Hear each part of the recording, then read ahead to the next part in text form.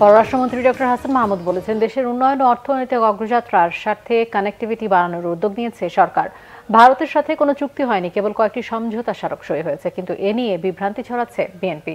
শনিবার দুপুরে আওয়ামী লীগের ৭৫ বছর পূর্তি উপলক্ষে চট্টগ্রাম প্রেস ক্লাবে চট্টগ্রাম উত্তর জেলা আওয়ামী লীগের অনুষ্ঠানে তিনি এসব কথা বলেন। পররাষ্ট্রমন্ত্রী বলেন, বিএনপি নেতাদের চুক্তি ও সমঝোতা স্মারক সইয়ের পার্থক্য বোঝার মতো ক্ষমতা নেই। মন্ত্রী এ সময় আরও বলেন, যেসব রাজনীতিবিদ আওয়ামী লীগ থেকে বেরিয়ে গেছে তারা রাজনীতিতে উদ্বাস্তু কিংবা ভাড়াটিয়া রাজনীতিবিদে পরিণত হয়েছে। আওয়ামী লীগ থেকে যারা বেরিয়ে যায় তারা রাজনীতি থেকেই হারিয়ে যায়।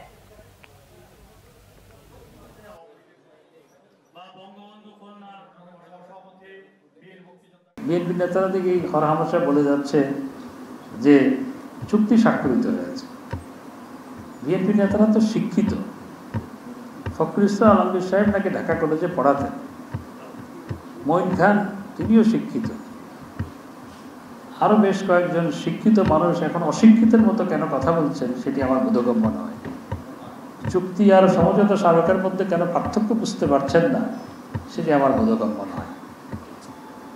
এবং সমস্ত সমঝোতা স্মারক দেশের স্বার্থেই করা হয়েছে।